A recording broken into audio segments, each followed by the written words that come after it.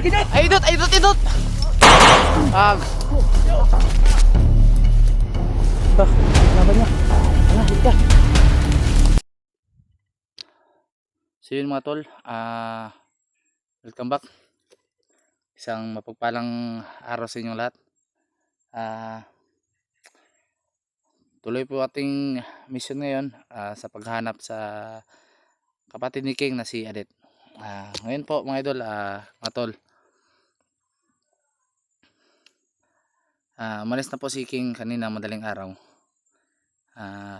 Buo na po yung loob niya, kaya hindi ko na lang siya pinigilan. May sinabi lang pala siya sa akin na humingi siya ng tawad sa mga kasama niya dati dahil hindi daw siya nakapag paalam na bumaba daw siya na walang paalam, at saka kasi ayaw lang daw niyang madamay sila dahil gusto lang daw ni King na mag-isa lang siya na lulutas sa problema niya sa kanyang kapatid. Sana naman po ay maintindihan po ninyo. Si King po ay hindi po nag-traidor. May mission lang talaga siya na dapat niyang tapusin. Pero ngayon na nagkita kami, pinayuhan ko siya. Alam kong may kakayanan din si King, pero sinabihan ko siya, mga tol, kung yan ang gusto mo, oras na pagdalaman mo na ang eksaktong lokasyon kung saan dinala si Adit sa ginagawa mo.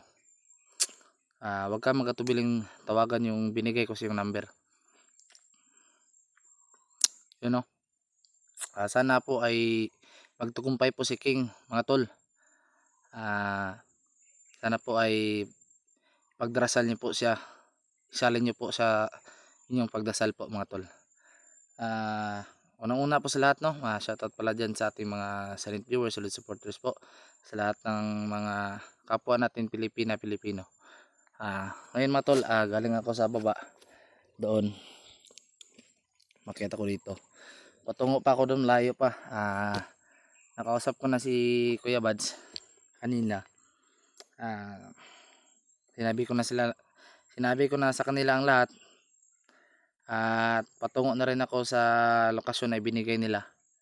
Sana lang ay walang mayroong masama pa sa atin dito dahil tayo mag-isa lang, at sana ay mabilis tayong makadating doon sa lokasyon kung saan na ibinigay ni Kuya Bads na pupuntahan ko, no?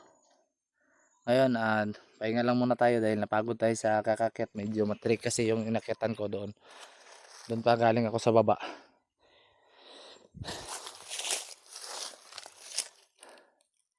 So, napaka taas yan.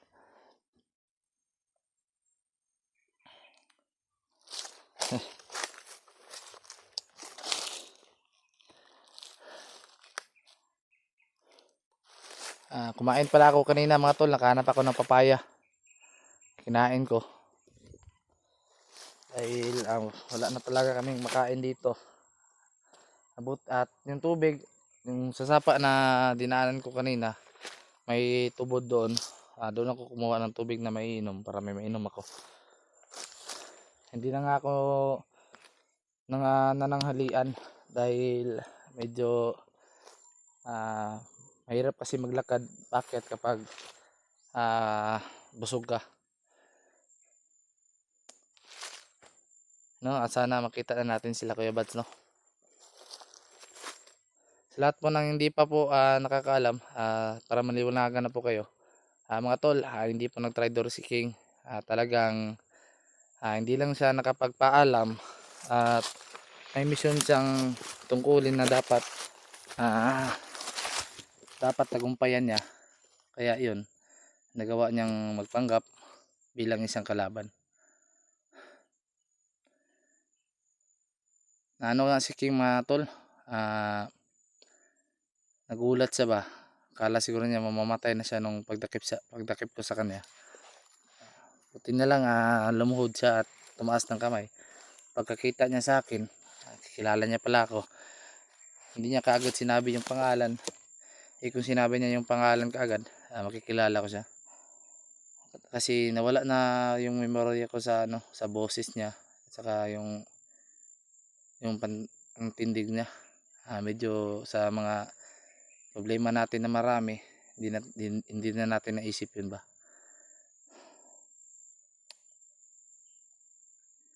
Ngayon ay mag-isa tayo dito. Sana ay walang mangyaring masama sa atin, no?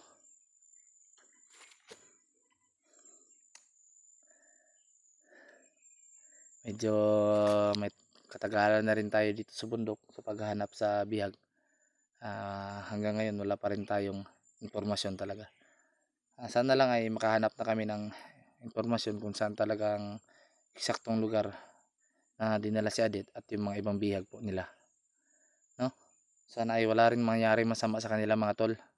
Sana isalin nyo rin sila sa inyong pagdasal. At sana po sa pakishare po ng video kong ito sa mga kasamahan ko. At yung mga hindi pa po nakapag-subscribe po mga tol, please click po sa notification bell at para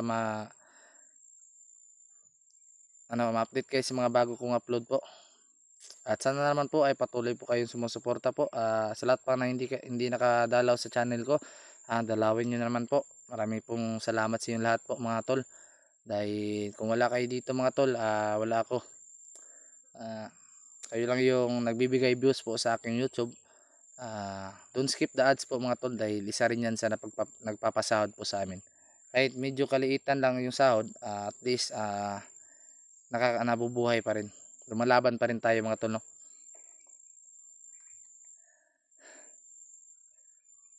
Grabe yung mga nangyari sa atin mga tol. Buti na lang sa may kaya siguro nahiwalay ako kila Kuya Bads at para makita ko si King. Yun yung naiisip ko mga tol. Pasensya na po kayo mga tol sa lahat po nagme-message po sa messenger ko. Yung iba po hindi ko na po sinisin ko na lang po. Hindi ko po na nire-replyan dahil medyo nabibisi talaga mga tol. Pag kasi kapag nakahanap ako ng matambayan ko sa gabi, nag-upload na lang ako ng video at kinikontak ko na rin yung mga ibang kasamahan ko. Yun lang yung ginagawa ko mga tol, at nagmamanan sa paligid. Kasi wala na akong oras sa mga tol, pag-chat ng mga kasi sana maintindihan niyo po ako mga tol. Hayaan niyo sa pagbaba ko, lahat ng mga tanong po ninyo ay sasagutin po natin yan mga tol. At sana nga makakita tayo ng makakain dito. Baka hindi pa kumakain sila Kuya Bads doon, madalhan ko sila. Kung sakaling makarating na ako doon.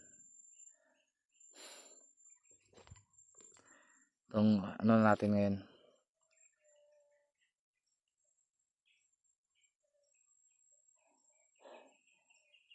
Buti na lang mga tol ay hindi umulan. Kasi kapag umulan mga tol, napakaputik ng daanan. Kahit nasa itaas ka ng bundok, maputik pa rin. At mahirapan kang makaakyat ng bundok dahil masyadong madulas. Kailangan tayong magmanman dito. Baka biglang sumupot yung mga kalaban.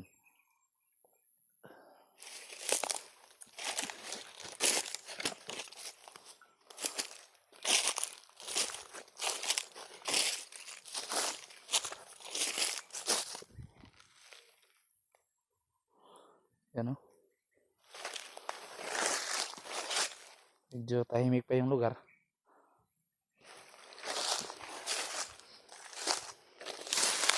Sana lang mga tol walang mga harang sa daan natin para mabilis tayo makarating doon kila Kuya Bads.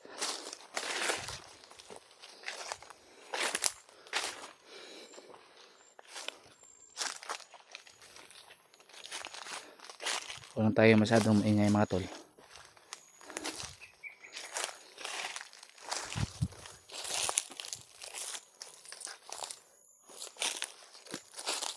silip-silip po na tayo sa mga sulok-sulok dito, baka may mga kalaban dyan.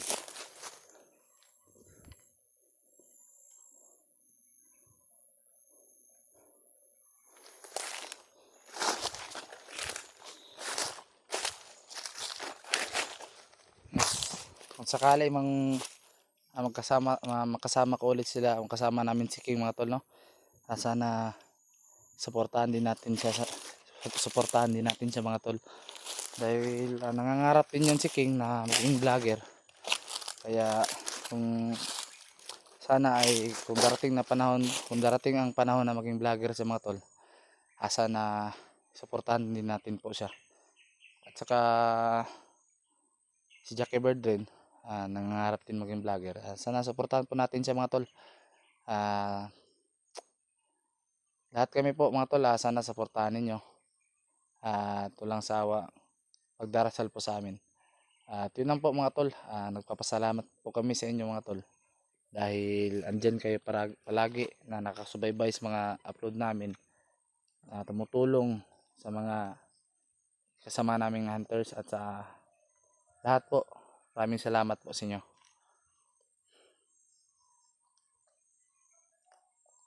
Yun mga tol, may mga boses ako naririnig doon banda. Kailangan tayo ditong magman muna tayo, baka may biglang dumating dyan ba.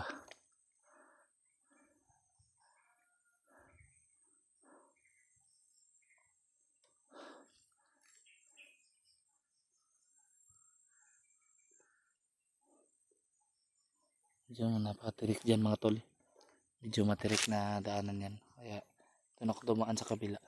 Dito sana ako dadaan, kaso napakatirik, mahirapan ako dyan.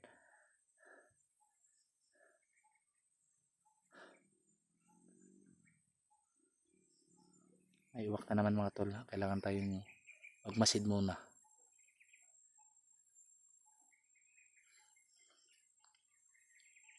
Kasi itong lugar na ito mga tol, parang hindi ko po, kanina lang ako nakadating dito.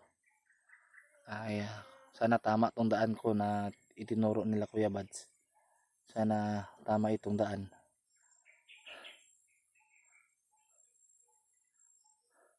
Kasi siguro tama naman siguro ito, baka yung mga ingay dyan, sila Kuya Bads yan, no? Sana sila nga. At sana rin mga tol, walang mangyari sa kanila, no? Para magkakita-kita na kami at para makapagsanib pwersa na kami ulit mga tol. At isa rin sa kailangan nating bantayan dito yung mga ahas, kasi maraming mga ahas dito mga tol, lalo na kapag gabi, di mo na mamalayan na ginapang ka na ng ahas.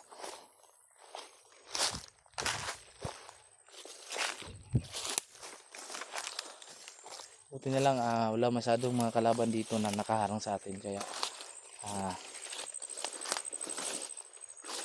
komportable tayo ngayon. Medyo maliwalas naman, pero huwag lang tayo magkumpiyansa mga tol, no? Dahil hindi natin alam, bigla lang susulpot yan. Ang tagulilong ng palayan.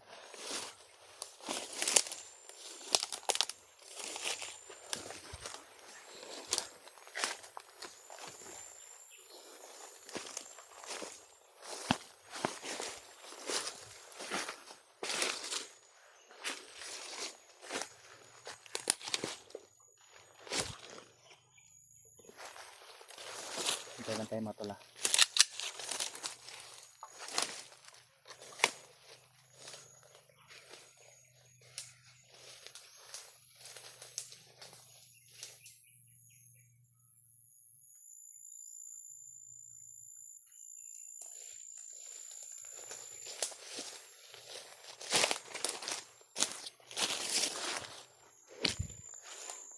Clear naman mga tol, tuloy tayo.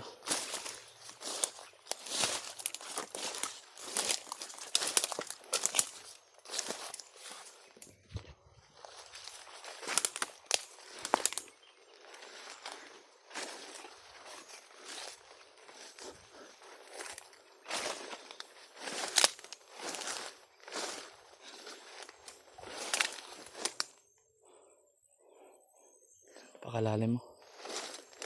Dito siguro tayo. Saan na lang tama itong daan na dinaanan ko.